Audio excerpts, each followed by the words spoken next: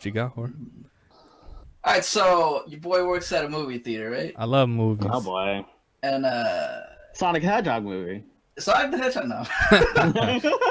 Could you imagine? That got pushed back to February, right? Oh, did it? I didn't know. Yeah, which I'm glad because if they're gonna redesign the whole main character, I hope so. A fuck ton of time. Meow. But anyway, I saw our crowd, to like preface it a little bit. Our crowd's kind of just old people, old rich people.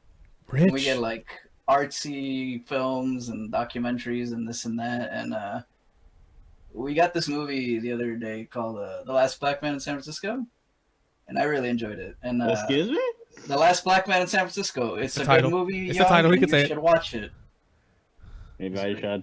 Yeah, I would. That's one of the few I could recommend to anyone. Be like, you gotta. Oh, really? Yeah. Anyway, we were also showing a movie about Pavarotti. Do you know the opera singer, whatever, very famous? Yeah. And literally everyone else that has come out of Pavarotti has told me, you should watch this. This is great, even if you don't like opera, this and that. And then nobody's really come out of Last Black Man telling me the same thing, right?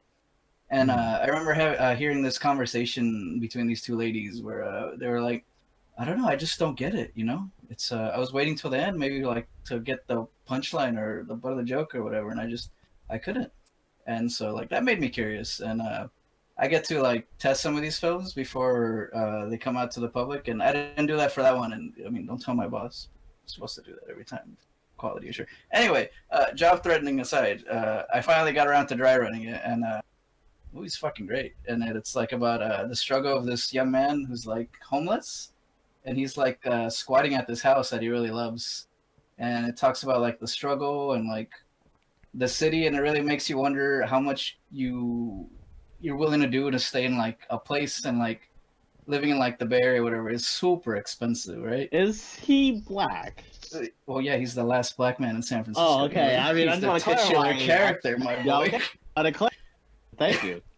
But anyway, I finally understood what those ladies were talking about with that, where it's like, of course they didn't understand that, you know, they never gone through shit that happened to this dude in this movie. They wouldn't, like, there's no empathy there, and Right. It made me kind of sad because the movie's so well done. I'm like, at least one person had to come out of there and been like, you need to watch this movie. And it kind of made me sad when I was done with it.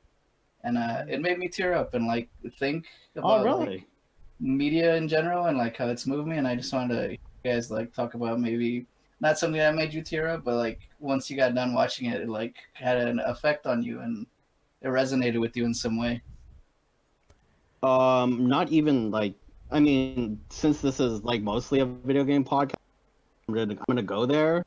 Yeah. I guess when it goes to like video games, as I played through and as I finished Final Fantasy VII, I think most people have the same sentiment where kind of teared up, like kind of this like feeling of like the journey is over. And I guess like I mean I'm a sap, so like I cry for a lot of things, or like I tear up for like a lot of things, movies, like I'm just a huge like sucker. Yeah, it's just as I play through like video games, ones that resonate the most with me are the ones that are like emotionally impactful, like or try to be and like don't land even. Sometimes that'll just fucking get me. But like just in terms of nostalgic, like I remember as my childhood, definitely Final Fantasy VII was the big one. I see. Nothing really for me lately. No.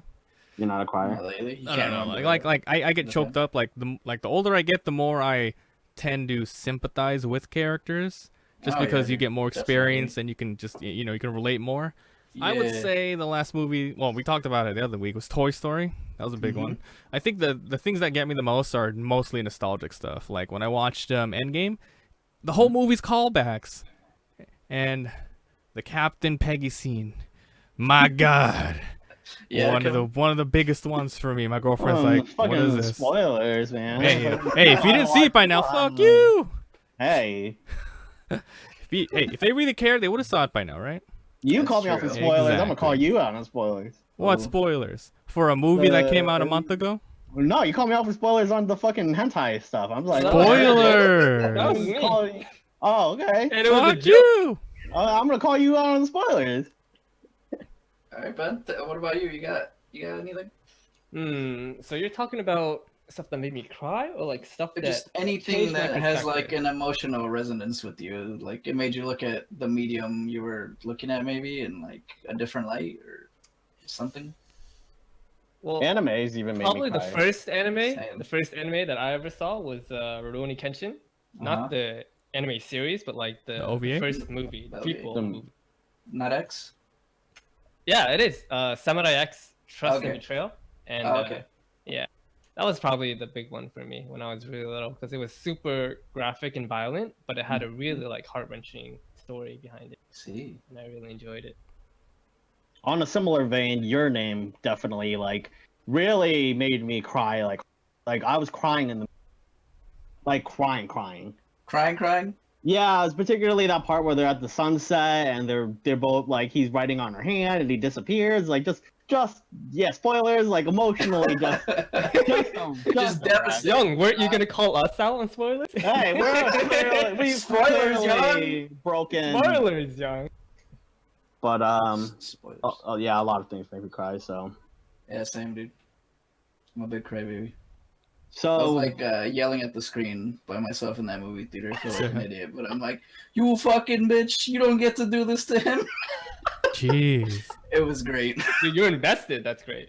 I was, dude. It was a good time. Would recommend it. is there like a happy ending or is there even like a kind of a hope ending? It's bittersweet, is what I would call it. Which Okay. is usually my favorite kind of ending. Yeah, right? Where Yeah. like you accept what's gonna happen and why it needed to happen, but it's probably the best note they could go out on, without like betraying, the tone or whatever the characters. Mm-hmm. Because I hate just like happy endings for the sake of happy endings. Cop outs, man. Which is kind of where I was at with Kingdom Hearts. The way that ended kind of seemed like happy for the sake of being happy. I see. It was kind of sad, but not really sad. Mm. I don't know. I think Kingdom Hearts 3 spoiled the whole series, but okay. That's what I heard. You waited so long, and then it was just like, that's it. But man, it's hard. Like I could go back and just make a list of things that made me cry. Damn. But it's tough, man. Top 10 movies that made me cry. Next episode. Dang. That's tough. Titanic's probably on there though. Yeah. The sport Titanic's- officers, man. They all drowned. Honestly, probably Avatar's on there. Yeah. The Last Movie Airbender. Yo, Last No, Airbender has dude. made me cry on. Okay, I love you, Uncle Iroh. Oh You're yeah. out there. Oh yeah. Boy, I miss you, Mako. That whole series is just like emotional. Like that ending of the series was all emotional story beats. All emotional story beats. We cry. He went on 3 different spiritual journeys with the Avatar cat Zuko, and he fucking every single one made me tear up. It's so sad, dude. I want to have a big adventure with Zuko. Fucking Tofton to get her big adventure. It's okay. Oh wow. Anyway, yeah, media's great. You guys. I for the longest time, the only thing that would really make me cry in movies was like animated movies. This is like Animated. the first time in a while, like a live action, I guess is the term for it. Even though it sounds weird. I mean, if you want to Real bring people up like movies that just give you a huge sense of feelings in general, it doesn't have to be crying, right? Just emotion and stuff. Yeah. Horror movies do that for me too. Yeah. Because Yeah, but that's different kind of emotion, right? it's like tense. Dude, Especially I the love ones where feeling tense. you get It's my related favorite. to a character, and then it's like, oh, they're the last person alive. They did. That type of stuff. No, honestly, those movies that really get me are the gut punch endings. Have you seen Boy in the Striped Pajamas? Whoa. That ending is a fucking gut punch. Yeah. Yeah, spoil it. That do you care? How long was it? It's fucking old-ass movie. No, it's not old actually. It's like 2006 or something. The story is like a boy, the son of a Nazi general befriends a child that's in concentration camp, and they're too young to understand what Nazis and concentration camp and things are. Right. The movie ends with both the boys being shoved into like a gas chamber and being killed. Nice. It's pretty like. I'm not doing it pretty fucked. justice. I'm not doing it justice, but it's really fucked. Besides that, 7 was also another like gut punch end. Like all the gut punch endings I of the love ending. 7. What's in the crate? What's in the box? I just made it. I love the movie. But I just remember having this like I kind of wanted to do this podcast to like help me organize my thoughts better and speak more eloquently and try to because I really enjoy like video essays on like YouTube, right? And Yes. I eventually want to make one of those so I could give that back to like even if it doesn't do anything, just so I could say I made one, like that's my thank you to everybody that's entertained me and making these things that I have so much respect for. And I really I wrote down some notes for fucking Last Black Man and just need to organize them and editing them, and that's a whole fucking thing, and it's hard. And then you can edit gonna the try. trailer Hit in. me up, George. Yeah, dude. Please clap. For sure. Hope What it goes else well. you got? Thanks. You know, George, you actually reminded me with that movie, just the title alone, because I remember I was still in college, and we had to watch a documentary for a class, and it was called "I'm Not Your Negro." Oh, okay. Yeah, it's based on the life of James Baldwin, and, his memoir, and it was really good. Damn. All right. Too real. Too Too real, dude. Too real. It was so sad.